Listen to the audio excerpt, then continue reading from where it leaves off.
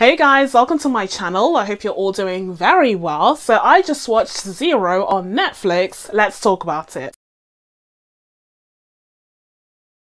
So Zero is a Netflix series that was created by Min Notti and also was co-written by Antonio Di Chele Di Stefano, who is the co-writer of the original book Zero, which this series is centered on. Now this series is a massive deal because it is the very first Italian series to center on the Black Italian experience in modern day Italy. This is massive. This is huge. Because for those of you who don't know, Italy has some interesting racial relations circumstances in light of its history of fascism and also in light of the influx of migrants coming from countries in Asia, the Middle East and indeed Africa, which has led to some contentious situations and policies being put in place regarding those migrants and regarding the immigrants in the country. So yeah, when it comes to racial relations in Italy, it's really tough, okay? And we see that reflected in the lack of representation for Black Italians or POC Italians in the country in their media. And so to see a series centered on a Black Italian character who's not only a Black Italian, but he is, you know, an immigrant, and not only that, but he is a superhero character, okay? This series is making space for a Black Italian superhero character to enter the superhero genre in its renaissance that it's experiencing right now. That is a huge deal. It's very much akin to how Lupin allowed us to have this Black French character enter the space of, I guess, heist films and heist TV shows. But this is a massive deal, and we're really starting to see the diversity and increase in representation for otherwise underrepresented people in European media play out, especially through streaming. One of the side effects that we've seen from Netflix trying to reach into these different foreign, meaning outside of the US, territories and trying to attract more viewership from those territories because they have more potential to grow than the US has, which has largely kind of plateaued. But one of the side effects of that is, of course, seeing the diversification of representation, especially for people of color in these series. I think that's just been absolutely phenomenal to see these different kinds of stories being told and centered around these characters that are traditionally so underrepresented, especially in European media, especially in mainland Europe, okay? I think it's an incredible achievement on Netflix and indeed all of these streaming services part. I mean, we have shows like Lupin and shows like this one, like Zero and Tribes of Europe. There have just been a ton of shows that have embraced diversity in their casting and of course behind the camera as well. And that is something that streaming and specifically Netflix, to give it credit, has made possible. Now, when it comes to Zero, the series itself, even though it does belong in the superhero genre, technically speaking, because of the titular character, it is very much rooted in reality and grounded in reality due to its exploration of the immigrant population in Italy and in particular in Milan. We see the diverse population of immigrants who live in these areas, and the area that we explore the most is called the Barrio, where we have even this statue of an immigrant who's kind of headed to work, and this is sort of a symbol of the population itself and also the plights of this population, the suffering that they're going through, especially as their neighborhood is under attack, which we'll talk about in a second. But this statue acts as a very effective motif that kind of looms over the Barrio and of course represents the actual immigrants that live in this area. And later on in the series, when we see it be beheaded, okay, we see it go through this most traumatic attack, it also kind of represents the way that this community is being, you know, undercut. It's being undervalued and attacked by gentrification, which again we will discuss later on. But as I mentioned before, this really is a landmark TV series for Italian media. I mean, it really is quite a big deal. And I think the way that it really highlights the, you know, experience of immigrants, not just Black immigrants from Africa, but from all around the world. We also have some Hispanic immigrants in this series, you know, just seeing their lives, you know, playing out in Milan in these underprivileged environments, but the sense of community that they have still, and their wants to see their community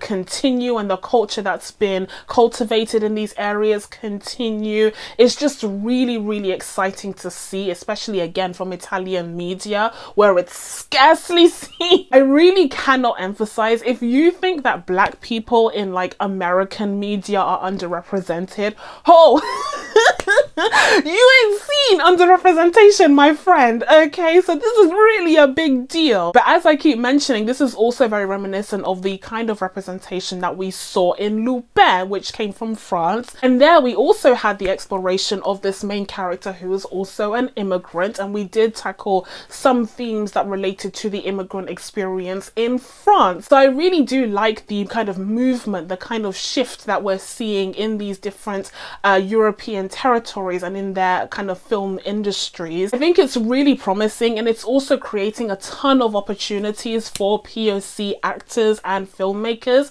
who can finally bring about these stories that center on characters that look like them. But at the center of this story, we have the character of Omar, aka Zero. He's this young, I guess, like kid, or maybe he's in his early 20s or something. I don't know. He's kind of ageless, but he's this young guy who has dreams and aspirations of getting out of the barrio and becoming a cartoonist professionally, because he is really passionate about his art, and he's created all of these incredible comics that center around a character called Zero, this kind of superhero character that he sees himself in.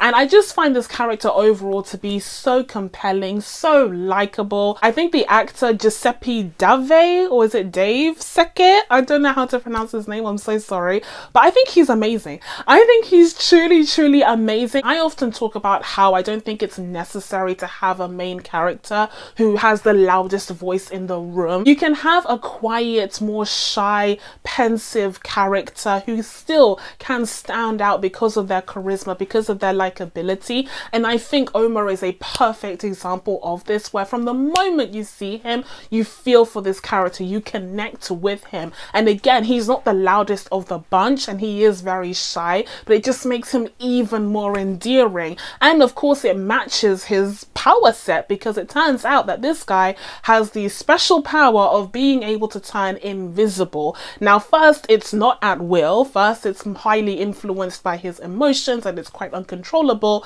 but through his friends through his gang, we'll talk about them in a second, but he learns how to control his powers and be able to turn invisible at will. And once again, that power set is very much well connected to his personality. It makes sense that this character, who is shy and is withdrawn, would be able to turn invisible. Like, it's kind of something that he would want to do. But at the same time, it also speaks to, you know, the socio-political commentary that underlies this entire series. The idea that this guy is also a pizza delivery guy, and he's one of the most invisible people in their society. He goes completely unnoticed. No one pays attention to him. Either it's, you know, the upper classes who don't pay attention to him, but also within his own family, he feels like he's not seen by his father, because his father has, you know, visions of his future and what he wants, and that's very closely tied to what his father has been able to do for his family and his children,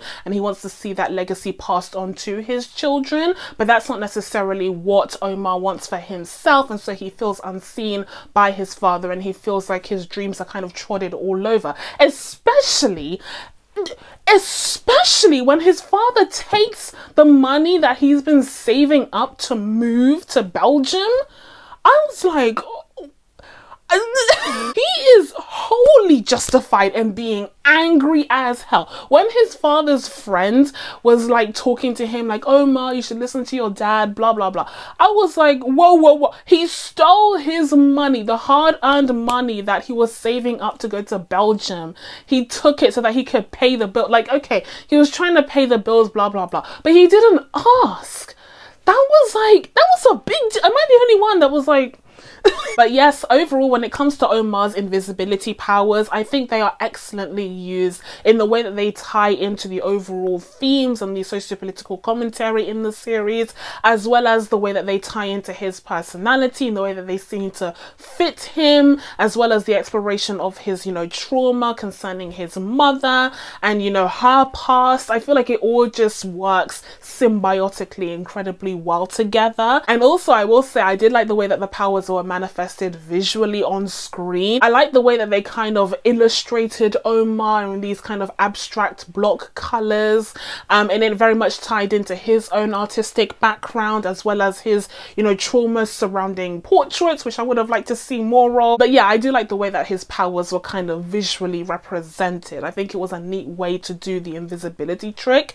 And even though the series does look like it's on the cheaper side because Netflix, okay, it doesn't look like it was an incredibly expensive series to produce, but I do like the fact that they tried to kind of make it feel more distinct and unique by manifesting his powers in that artistic way and seeing him see everyone else in black and white while he was the most colorful of them all. And that's kind of ironic because once again, in those moments, he's completely invisible to the rest of the world. And in terms of how Omar used his powers, you know, this is a series that is once again within the superhero genre, the ever-growing superhero genre. I've already told you guys 2021 is the year for superheroes, even though we're well into the superhero renaissance. But this series at the same time is still very much on the street level, okay? Omar's very limited in his abilities. He's not like a Superman character, so I think the plot overall kind of fits around that. It makes sense for his skill set, the situations, the hijinks that ensue makes sense for his skill set. The plot very much reflects the limitations that Omar has to his powers, and so it remains pretty street level as a result, which means he's, you know, fighting against businessmen and, you know, gang members.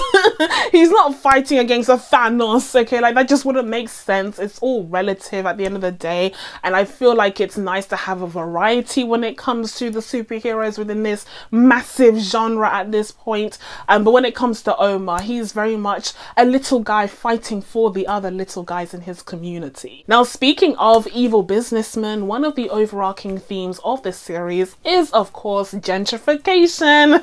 We love to see it everywhere, apparently, even in northern Italy. But yes, the barrio is about to become gentrified, and we see these developers and this realtor come in and start to, you know, stake out the properties in the area so that he can make a huge profit out of them. But what we don't know until the very end is that he is actually in league with some gang members, some very dangerous people, and it turns out that all of the kind of mishaps that have been happening, okay, the power outages, the fires, the, you know, vandalism that's been going on in the area wasn't just a coinky-dink, but rather it was planned. It was staged by these developers to drive down the prices of the properties in the area before they could come in and swoop those up and then sell them at a premium, driving away the residents, okay, the natives of that area. Now, this is just this is the part of the story where I was like, tell me more, because it really did make me think. Like, my cynical mind was kind of whirring, because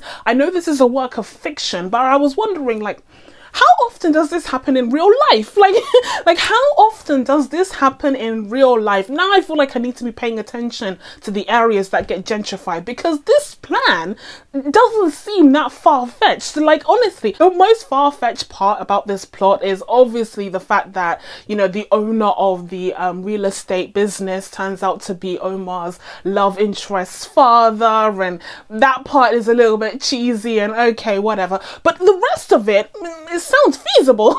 But it was infuriating to see, you know, how their home was being destroyed, and these guys just wanted to save their community, basically. And I do feel like that storyline that is explored in the series is one of the strongest elements of it, because it's something that is very relatable. It's something that we see throughout the world. Same story, you know, different country. And once again, this series uses imagery very effectively, and another motif that it kind of uses in order to support the overall theme of gentrification is that looming ad board. The looming ad for the realtor business, just kind of advertising the fact that it's about to be gentrified as hell. These new properties are coming in, and that kind of acts as the replacement after the immigrant statue is beheaded. Okay, kind of like a changing of the guard symbolism there, showing you that, you know, ultimately this is where this community is headed towards. Now, in terms of Zero's wily gang of hooligans with hearts of gold, I actually had mixed feelings about this gang, because at first when they're introduced, they're actually quite menacing. Like, they actually feel very malicious towards Omar, and I didn't know how I felt about them, you know, trying to become friends with him. It seemed as though at the very beginning, at least, it was more about what he could do for them, which is kind of the progression of their friendship. But I don't know, it felt like it was a bit over the edge when it came to how malicious they were to him. Like, I actually found them to be quite threatening at the beginning there. So it did take me a while to kind of buy into the friendship that was developing between Omar and the rest of the gang. But by the end of the series, you know, I do buy into them. I did like the team dynamics at that point. I will say overall, when it comes to the gang, there's only like two notable characters.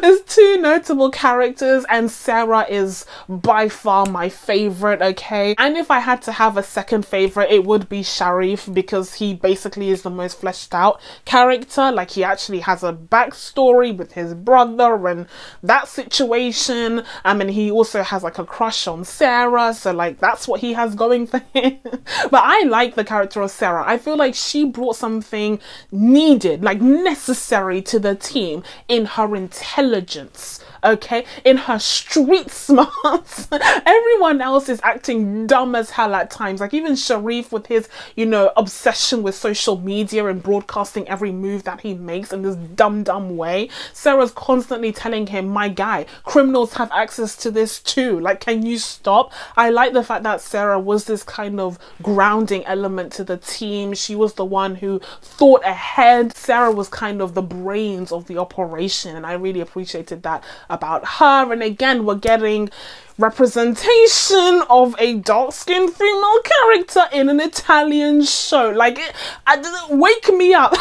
It must be 2021, because no other year could ever. I will say though, since we're on the topic of representation and dark-skinned female characters, I couldn't help but notice that the actress who portrays Awa, who's Omar's sister, is horribly miscast.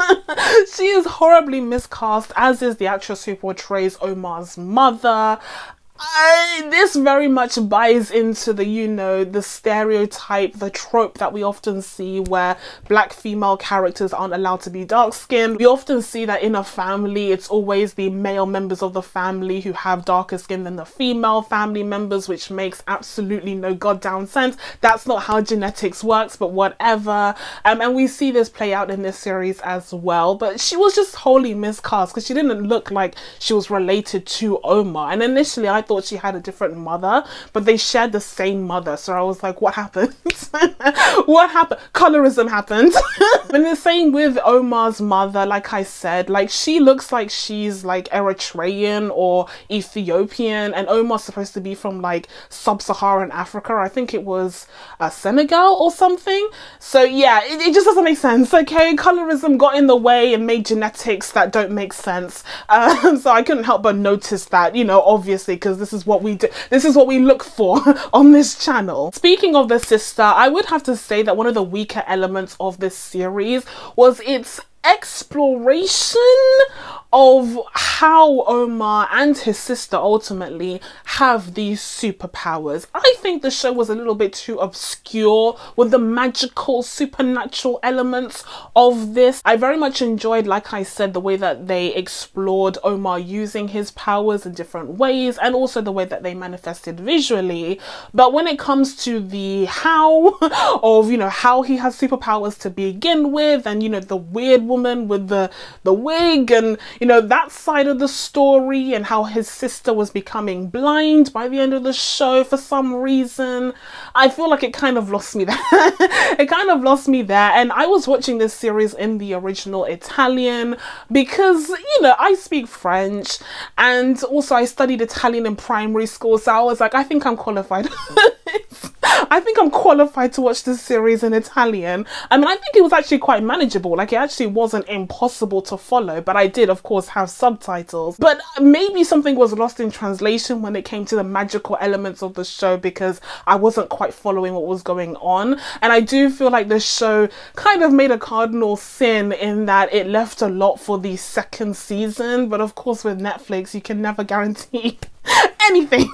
But still, overall, I do hope that we do get a second season of this series, not only because it is such a landmark show for Italian media and indeed streaming overall, but also because I very much enjoy the character of Omar. I think he's so endearing and so likable. I like the journey that the character went on. I like the friendship that he eventually developed with the rest of their gang, even though they were quite antagonistic at the beginning there. And I do want to see him live out his dreams in Paris.